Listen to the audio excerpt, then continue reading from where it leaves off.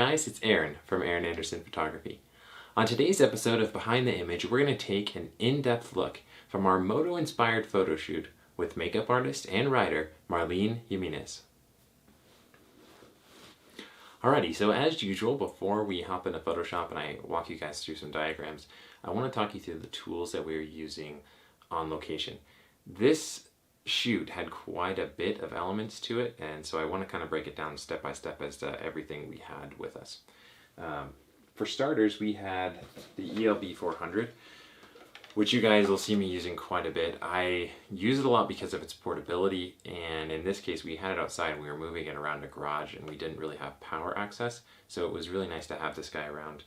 One of the things I haven't spent a lot of time talking about is the heads that we use with this, and we tend to use the Quadra HS head, which you can see they're really tiny, which is nice.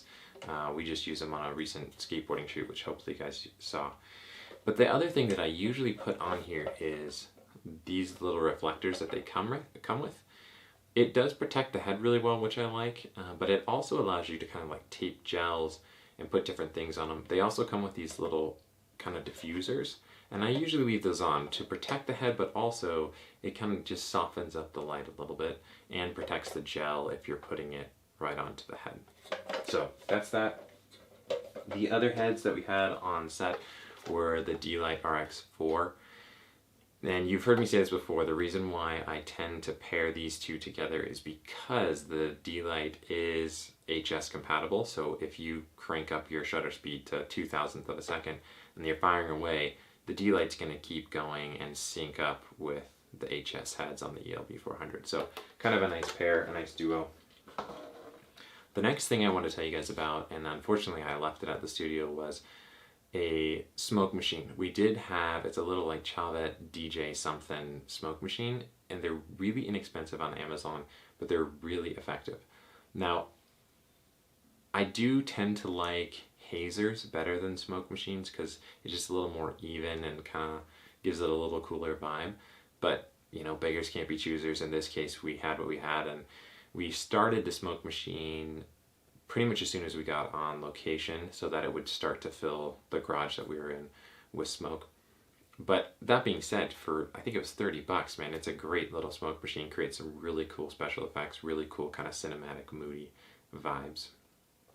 The last thing I want to talk about is gels. Now, I've talked about gels before, but I kind of want to talk a little more in depth about what they do, how you use them.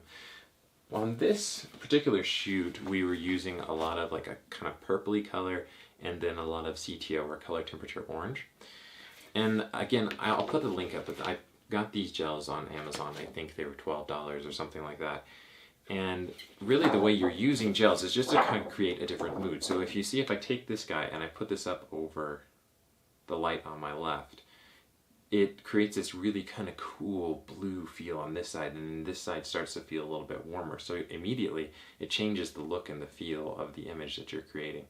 A lot of times you'll use something like a CTB to cool off a light, or if you're trying to balance lights together, but you can also use it to create really cool effects and create color and mood and some interesting, or visually interesting images, I should say.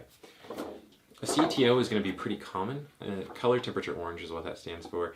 And a lot of times what you're trying to do is either mimic something like sunlight in our case, or you're trying to balance something. So if you have a really cool light mixed with like a tungsten light, which is really warm, then you can put this one over it and you can see it's going to cast a warmer feel on the left side of my face.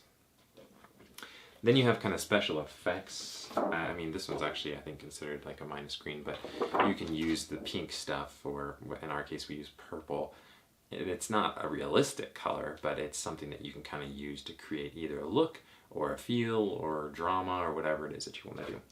So using gels is something I'm a huge fan of. We're going to be doing some more tutorials and work with that here soon. But that's pretty much everything we had on set with us. And without further ado, let's get started. Ooh, okay, we made it. We are in Photoshop, and we are going to start talking lighting there, people. Now, one of the things I'm going to start doing before is actually show you what modifiers we used. I feel like this will kind of help you guys get a visual of what we're attaching to these lights without just seeing some random helter-skelter drawing of what it is.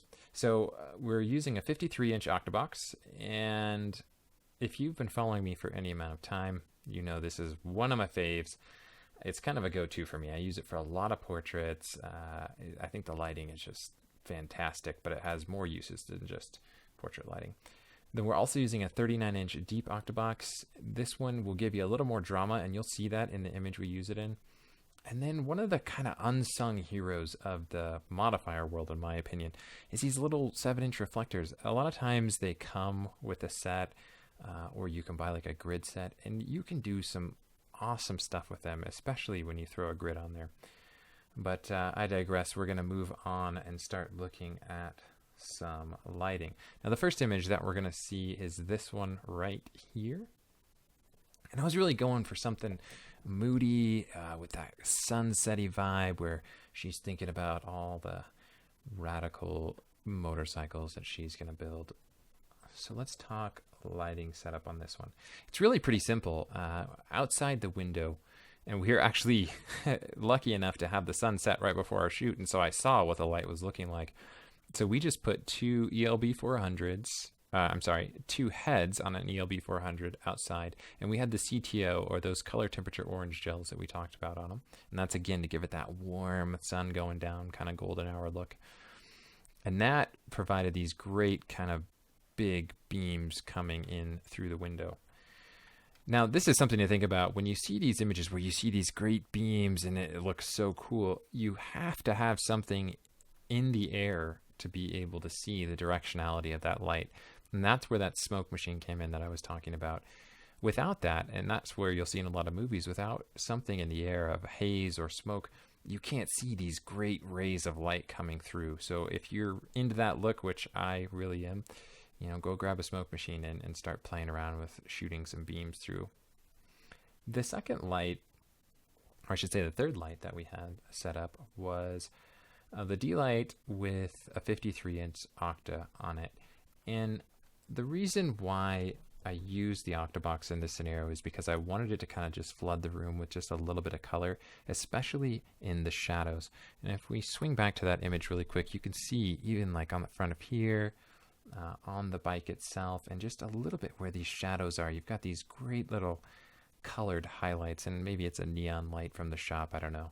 Could be anything, but it's something I really liked. Gave it a little bit of mood, but a little bit of visual interest as well.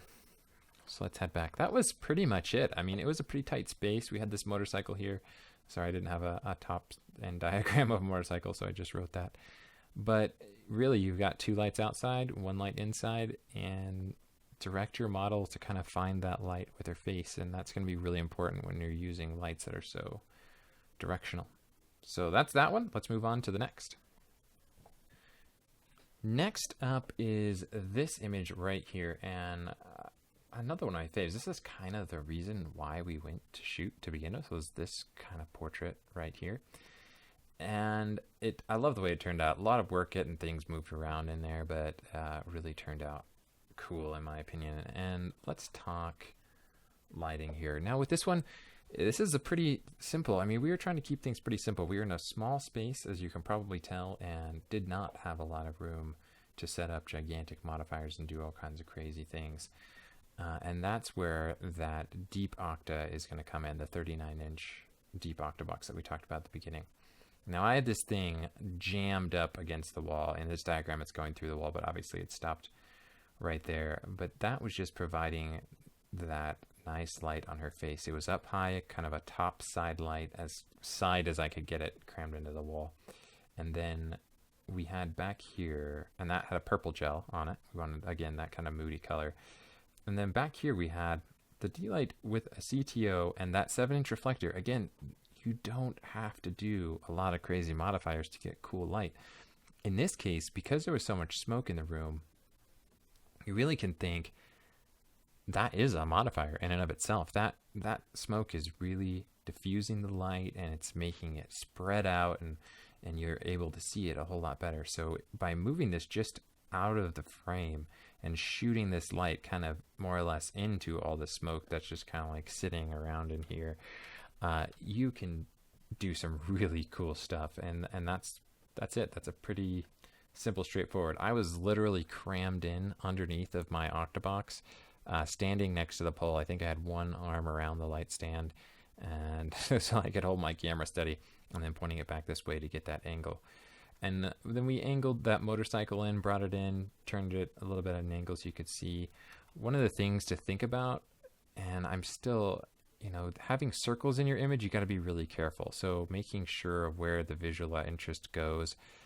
We try to lead interest up here to her face, but you do have to be a little bit careful, especially when you're working with motorcycle wheels or tires, and in this case the headlight, which doesn't bother me a ton, but it's just something to think about as you move forward. And then decluttering, we did go through and kind of move stuff around and declutter a little bit and make sure that things look clean, but that also, it told the story of the environment that she was in. So again, here's a look at that setup. Just got the 39-inch deep Octobox with a purple gel. You've got the D-light with the 7-inch reflector and a CTO just firing into that fog, which gives you this really cool gradient haze back behind the model. So we're on our third setup, and I'm going to go over this one pretty quick because it's really similar to the first lighting setup that we showed you.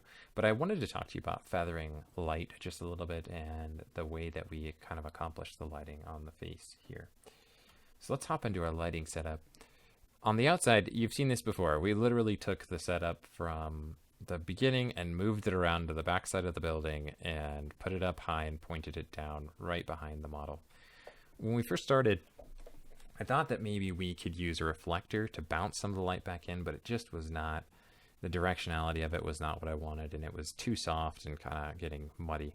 So what we did was we pulled the 53-inch Octa back around, took the gel off of it, so it's a nice clean light coming across. And then we did what's called feathering your light. So what you'll do is instead of having your light source coming from where you normally would, let's just say you'd have your light coming in from here, you want your light kind of coming across and almost wrapping out of the box. So if I'm pointing this across her face this direction, that's called feathering your light, and it creates this really cool look where it kind of skirts across. It gives you really cool textures, as you can see in the jacket, but it also falls off really softly and gives you almost like a strip of light on the face, which is what I wanted, because sometimes when it's being lit from behind, it's weird to have a bunch of light coming from the front, because it's like, well, all the light's behind her, why is there light in front of her as well? So putting the light off to the side and feathering it, especially when a subject is backlit, can really give you some interesting results. So again, let's talk about this really fast. You've got two lights behind with the CTO gels on them, and then you've got a 53-inch Octobox feathered to the side to create that really nice dramatic soft light. And that's it. Super simple setup, easy to do. Again, we had the smoke machine going the whole time, so you've got that nice hazy look. And there's your final image again.